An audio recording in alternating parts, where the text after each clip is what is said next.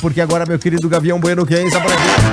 Vamos lá, bem amigos, falamos já ao vivo em definitivo, um assunto bacana. Com a COP30 no Brasil, o mundo discute metas ambientais, responsabilidade dos governos e como a crise climática já afeta a nossa rotina. Do calor extremo aos desastres naturais.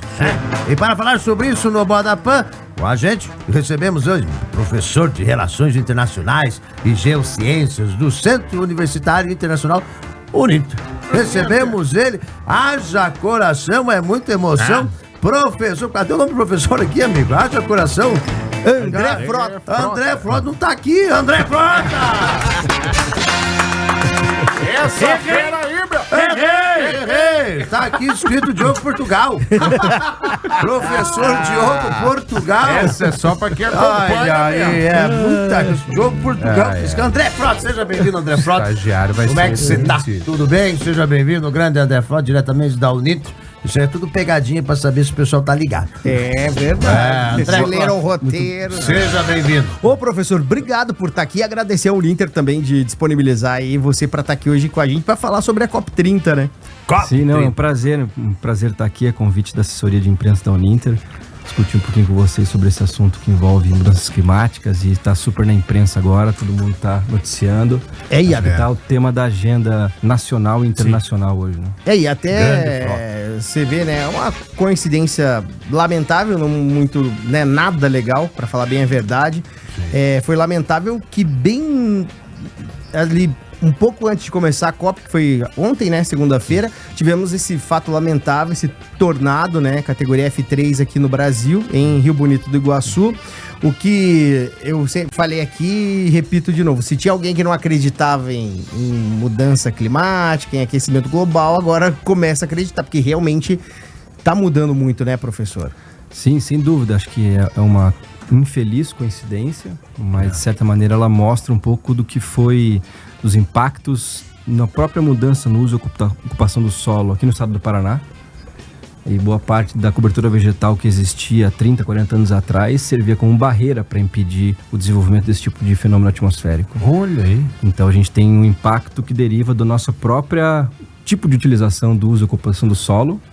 Essa cobertura vegetal servia como anteparo natural para a formação desse tipo de evento meteorológico.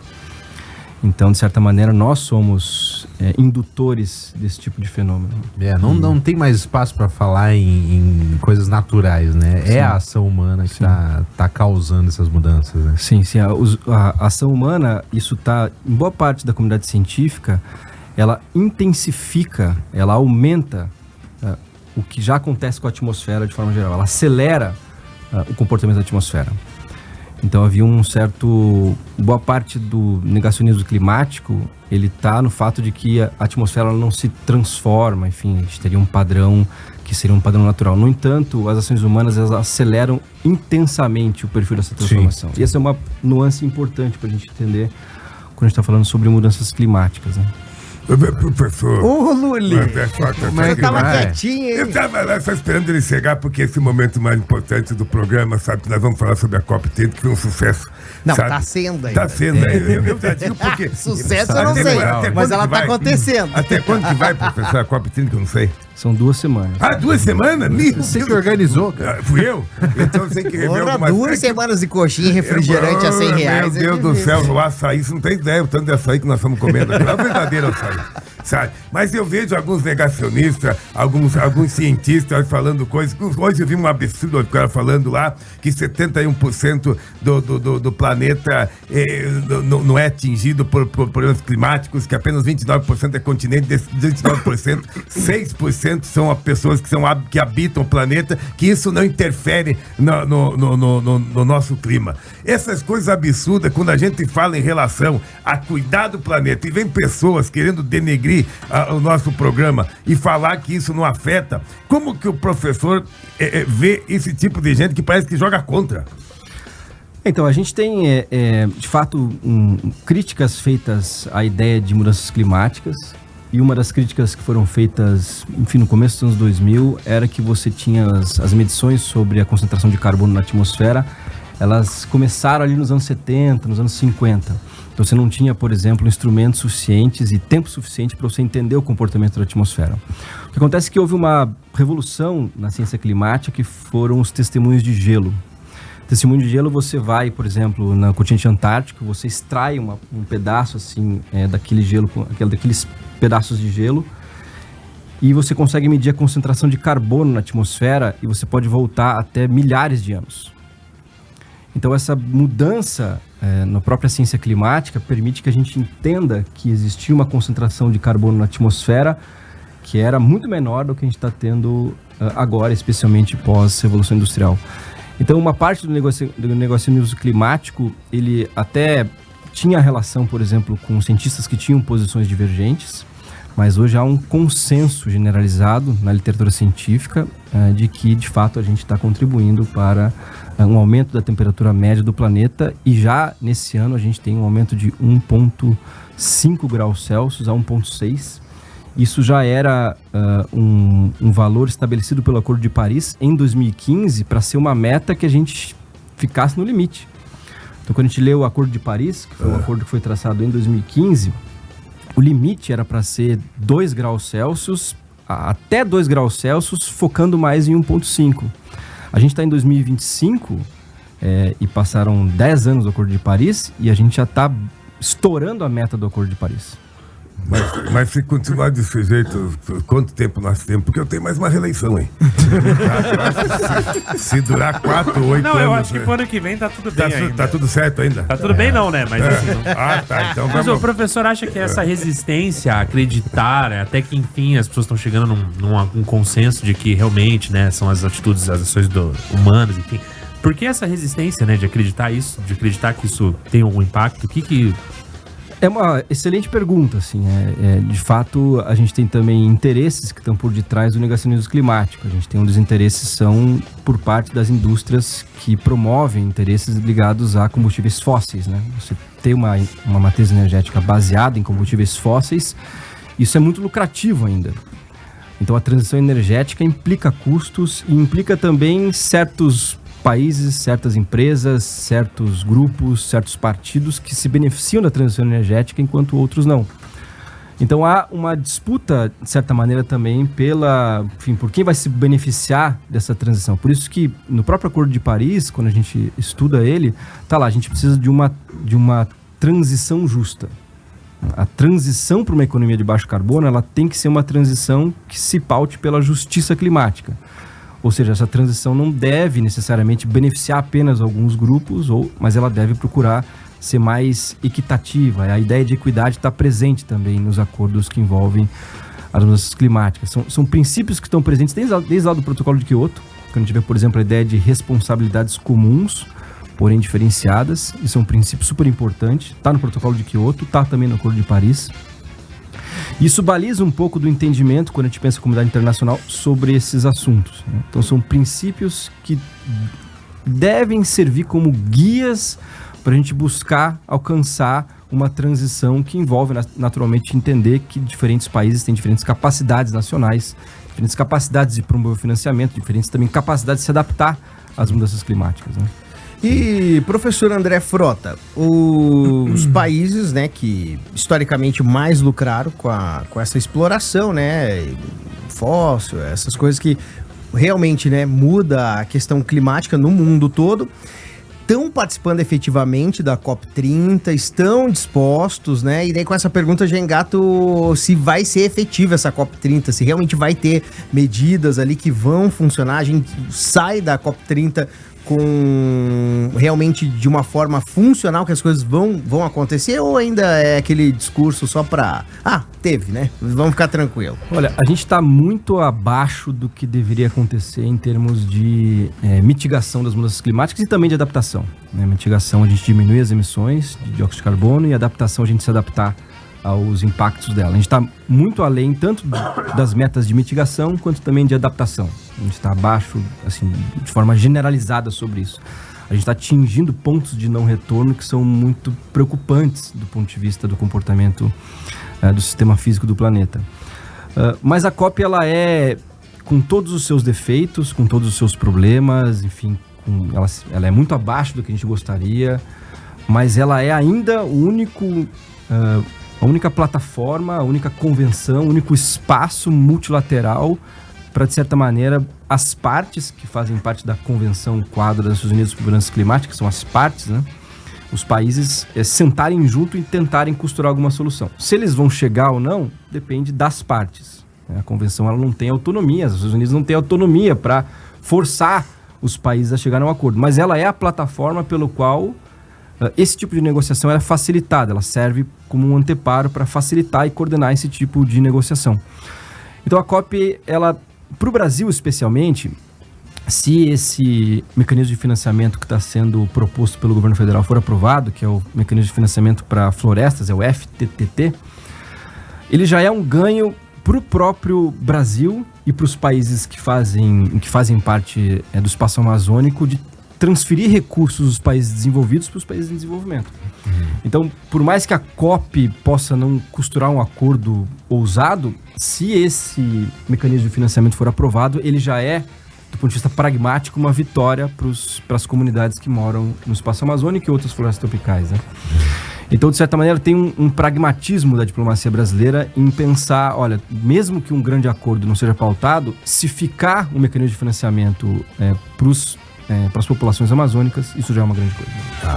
Sim. Ô, professor, mas né, todo esse contexto, eles estão falando bastante sobre aspecto financeiro, econômico, né, principalmente, mas é debatido alguma coisa sobre a educação das pessoas, porque a gente está num momento que eu acho que, posso estar enganado, mas me parece mais difícil ainda informar, por mais que a gente tenha informação à disposição na internet, etc., me parece ainda mais difícil informar as pessoas por conta de toda a desinformação. Aí você tem uma dificuldade muito grande de desfazer argumentos de teórico de conspiração, né? Aquele papinho de que antes era uma coisa, agora é outra coisa. Sim. E essa ilusão de que estão tentando manipular as pessoas por mudanças climáticas, né? Há alguma coisa nesse sentido de educar as pessoas, de informar as pessoas sobre o que está acontecendo? Sim, essa é a principal preocupação da OCDE. Um dos principais problemas da OCDE, que foi traçado num dos relatórios de conjuntura que a OCDE ela publica, é a desinformação. É muito difícil lidar com essa assimetria de informação. Né? Sim. E você vê, por exemplo, um dos podcasts mais escutados do mundo, o podcast do Joe Rogan. Eu escuto volta e meia porque eu gosto de MMA e artes marciais, então eu gosto muito, acho legal, acho interessante a história brasileira, do jiu-jitsu brasileiro. Então, sim. E ele, por exemplo, é um dos defensores de que o aquecimento global seria, ou as mudanças climáticas seriam algo, enfim, que não tem base científica. E é um dos podcasts mais escutados no mundo. Sim, é o Monark sem freio, né? Então, de fato, só que esse podcast, ele atinge milhões de pessoas. E um artigo científico, por exemplo, de alto impacto, ele atinge a comunidade científica. Então, enquanto você tem a forma de produção do conteúdo científico muito hierarquizada e verticalizada, esse tipo de conteúdo de podcast de grande alcance, ela é horizontal. Ela atinge a base da sociedade. Ela é mais simples. Então, acho que também tem um desafio grande por parte da comunidade científica de se fazer mais presente nesses veículos de comunicação e nesses espaços que dialogam diretamente com a população e não só com quem é especialista ou enfim, climatólogo, meteorologista. Sair daquela revista científica. Você tá pregando pra convertido, né? Sim, exatamente. Você tá falando pra quem já tá convertido para aquilo que você acredita, né? Já acredita no que você tá falando. Então, falar pra quem não consegue entender o que tá sendo escrito ali, né? Sim. Então, acho que há um grande desafio por parte da comunidade científica e da ciência em geral, como ela é produzida, de se fazer mais presente no cotidiano da população, se fazer mais disseminada, de certa maneira.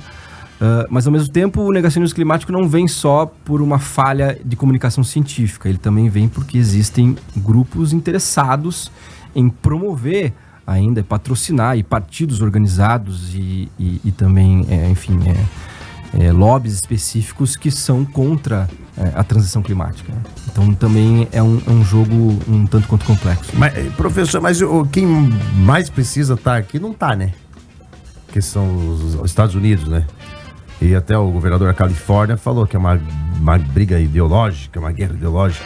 Mas Eles mandaram representantes, pelo menos, ou sequer deram as caras? Então, uma coisa interessante sobre o caso norte-americano, porque o Trump, nesse segundo mandato dele, uma das primeiras decisões dele foi sair do Acordo de Paris, né?